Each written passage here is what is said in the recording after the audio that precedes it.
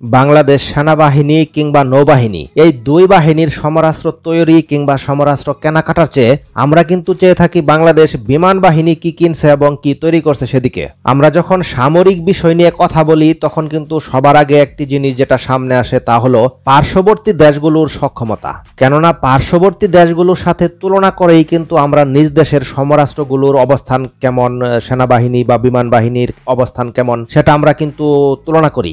মানে সহজ কথায় পার্শ্ববর্তী দেশগুলো যদি সমরাস্ত্র তৈরি কিংবা ক্রয়ের দিকে কিংবা তাদের ভান্ডার যদি আমাদের চেয়ে বেশি শক্তিশালী হয়ে যায় তো সেক্ষেত্রে কিন্তু আমাদের ঘুম হারাম হয়ে যায়, তখন কিন্তু আমাদের প্রচুর টেনশন থাকে। বিপরীত ক্রমে যদি শক্তিশালী অবস্থান তৈরি করা যায় তাহলে কিন্তু আমরা একটা রিল্যাক্সে থাকি এবং নাকের ডগায় তেল দিয়ে কিন্তু আমরা ঘুমাই, এরকম একটা অবস্থা আমাদের তৈরি হয়। তো এই ভিডিওতে আমরা সেনাবাহিনী, নৌবাহিনী এবং তার পাশাপাশি বিমান বাহিনীর কি কি সমরাস্ত্র তারা ক্রয় করছে এবং তৈরি করছে বিষয়ে কিন্তু এই ভিডিওতে আমরা বিস্তারিত আলোচনা করব। মানে আমরা সর্বশেষ লেটেস্ট যে খবরটা আছে এই মুহূর্তে আমরা সেটা জানবো।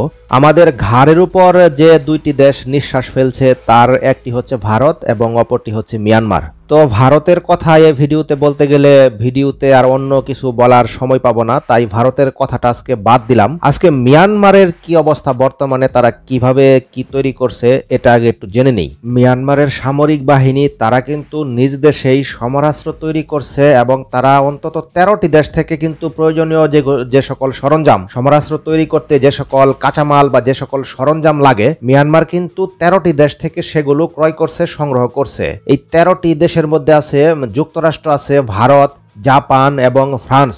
এই সকল উন্নত দেশগুলো থেকে তারা এ সকল সরঞ্জাম আদি ক্রয় করে করে নিজ দেশেই সমরাস্ত্র তৈরি করছে। মানে বলতে পারেন যে মিয়ানমার যে সকল সমরাস্ত্র নিজেরাই তৈরি করছে, বাংলাদেশকে কিন্তু এখনো সে সকল সমরাস্ত্র বাহির থেকে ক্রয় করে নিতে হয়। দেখুন, পশ্চিমা দেশগুলো কিন্তু মিয়ানমারের উপর নিষেধাজ্ঞা দিয়ে রেখেছে অনেক আগে থেকেই, কিন্তু তারা সেটা তোয়াক্কা না করেই সমরাস্ত্রগুলো তৈরি করছে। সেই 1950 সাল থেকেই কিন্তু তারা নিজ দেশেই এই সকল সমরাস্ত্র তৈরি করছে, আর আমরা স্বাধীনতাই পেয়েছি 1971 সালে। এখন মিয়ানমার কি ধরনের সমরাস্ত্র তৈরি করছে এগুলোর একটি উদাহরণ দিচ্ছি।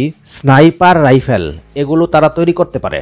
বিমান বিধ্বংসী কামান যেটা বাংলাদেশ চীন থেকে ক্রয় করে এটাও তারা নিজ দেশেই তৈরি করে। তারপর মিয়ানমার তৈরি করতে পারে গ্রেনেড, বোমা, ল্যান্ডমাইন এবং ক্ষেপণাস্ত্র নিক্ষেপযোগ্য ব্যবস্থা, এগুলো তারা তৈরি করতে পারে। আন্তর্জাতিক মহল থেকে শত চাপ আসা সত্ত্বেও তারা কিন্তু এ সকল সমরাস্ত্রগুলো নিজ দেশে তৈরি করা বন্ধ করেনি, তারা কিন্তু অনবরত তৈরি করে যাচ্ছে। দেশটিতে কিন্তু অস্ত্র তৈরির কারখানাও অনেক বেড়েছে। মিয়ানমারে কতগুলো অস্ত্র তৈরির কারখানা আছে আপনার কি জানা আছে? 1988 সালে তখনই সেদেশে অস্ত্র তৈরির কারখানা ছিল 6টি, কিন্তু বর্তমানে বেড়ে এখন 25টির মতো রয়েছে। 25টি কারখানা যদিও বলা হচ্ছে, তারপরেও কিন্তু তারা সঠিক তথ্য দেয় না, হয়তো আরো বেশি হতে পারে। কিন্তু আমাদের দেশে স্বীকৃত একটি সমরাস্ত্র কারখানা রয়েছে। তারপর বাকি ছোট ছোট সমরাস্ত্র কারখানাকে যদি এ সংখ্যায় আনেন তারপরেও কিন্তু 25টি হবে না। বাংলাদেশ সেনাবাহিনী সম্প্রতি চীন থেকে বিমান বিধ্বংসী গান কিনেছে। এই বিমান বিধ্বংসী গান দিয়ে তারা 12 কিলোমিটার দূরের লক্ষ্যবস্তু পর্যন্ত আঘাত আনতে পারবে। 12 কিলোমিটার দূরে আকাশে কোনো ড্রোন কিংবা বিমান যদি অনুপ্রবেশ করে তারা সেনাবাহিনী তখন শনাক্ত করে সেগুলোকে ফায়ার করে ভূপাতিত করতে পারবে। এটি হলো বাংলাদেশ সেনাবাহিনীর সবচাইতে লেটেস্ট সর্বশেষ যে ক্রয়কৃত সমরাস্ত্র সেটি, আর এটা বাংলাদেশের ইতিহাসে সবচেয়ে বড় রেঞ্জের বিমান বিধ্বংসী অস্ত্র যেটা বাংলাদেশ ডেলিভারি পেল। তবে বাংলাদেশ কোস্ট গার্ডের জন্য একটি সবচাইতে আধুনিক একটি সমরাস্ত্র বাংলাদেশ কিনতে যাচ্ছে, হোভারক্রাফট, এবং তার সাথে হেলিকপ্টারও ক্রয় করা হবে।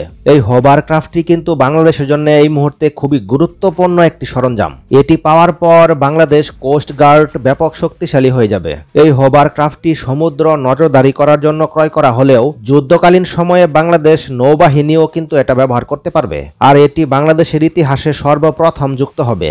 আর যে হেলিকপ্টার বাংলাদেশ ক্রয় করবে সেটাও বাংলাদেশের ইতিহাসে সর্বপ্রথম আসছে।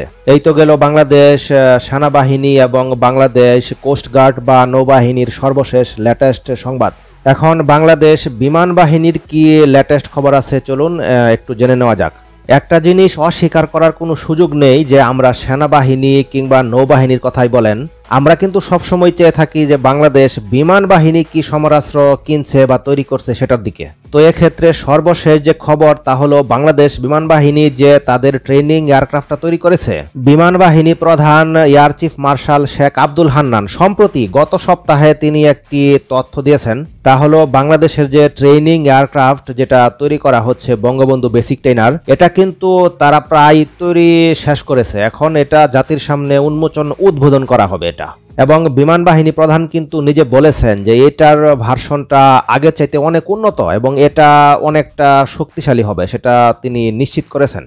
এবং তিনি এটাও বলেছেন যে সমরাস্ত্র যুদ্ধ বিমান তৈরি করা কোনো ব্যাপার না, তৈরি করতে পারবে, কিন্তু তার জন্য যে আর্থিক অনুদান দরকার, যে টাকা দরকার, এটা যথেষ্ট সংকট রয়েছে। তো অনেকেই কমেন্ট করেছে যে ভাই অনুরোধ করি আপনি একটি নতুন ভিডিও তৈরি করেন, যার কারণে তাদের অনুরোধ ক্রমেই আমি নতুন ভিডিওটা তৈরি করলাম। আর আপনারা কমেন্টের মাধ্যমে আপনাদের মতামত প্রকাশ করে জানাতে পারেন যে আপনারা কি বিষয়ে এক্স্যাক্টলি আপনারা কি বিষয়ে কি টপিকের উপরে ভিডিও দেখতে চান, তাহলে আমি চেষ্টা করব সে বিষয়ে ভিডিও তৈরি করার জন্য। তো এই গেল বাংলাদেশ সেনা, নৌ এবং বিমান বাহিনীর সর্বশেষ আপডেট খবর। তো আপনি যদি পরবর্তী খবর সবার আগে পেতে চান তাহলে আমাদের চ্যানেলটি সাবস্ক্রাইব করে পাশে থাকা বেল বাটনটি অন করে রাখুন। সকলের সুস্বাস্থ্য কামনা করে এই ভিডিওটি এখানেই শেষ করছি। আসসালামু আলাইকুম, সকলেই ভালো থাকবেন, খুদা হাফেজ।